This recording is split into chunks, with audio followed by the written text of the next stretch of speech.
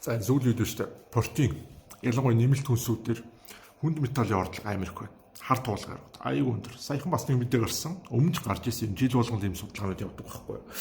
Ялангуяа нэмэлт заяа одоо энэ whey protein, элдв одоо нэмэлтүүд, хямдхан сүлжээний хэрэгэлдэг нөхдүүд өөрсдөө судалцаа юу. Үйлдвэрийн процесс нь дандаа хүнд металл хар туулга аюу их орж байна. Ялангуяа жижиг үйлдвэрүүд тийм ээ гадуур зарагддаг бөөний юмнууд ерөөс аюу асуудалтай. Тэгээд дандаа хүнд металлын ордлогот амар их орж байна. Ер нь бол болж игэл бүхэл хүнснээс, эрүүл хүнснээс шимт хижээлээ макро микрог авах нь чухал. Ойлгож байна уу?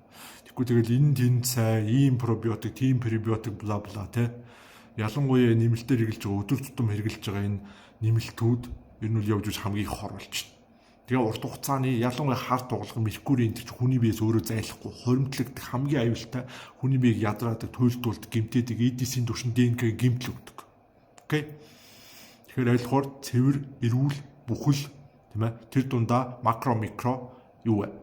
Өөх, тос тийм ээ тосон өршлүүд, амино өршлүүд буюу протеин, эрүүл их сурвалжаас авах нь хамгийн чухал. Тийм ээ. Бэлэн боловсруулсан, хэд боловсруулсан үйлдвэрийн бүтээгдэхүүнүүд ялангуяа бэлэн хямдхан импортын нэмэлт хүнсүүд гээд байгаа энэ нэмэлтүүд чинь хамгийн их хортой. Окей.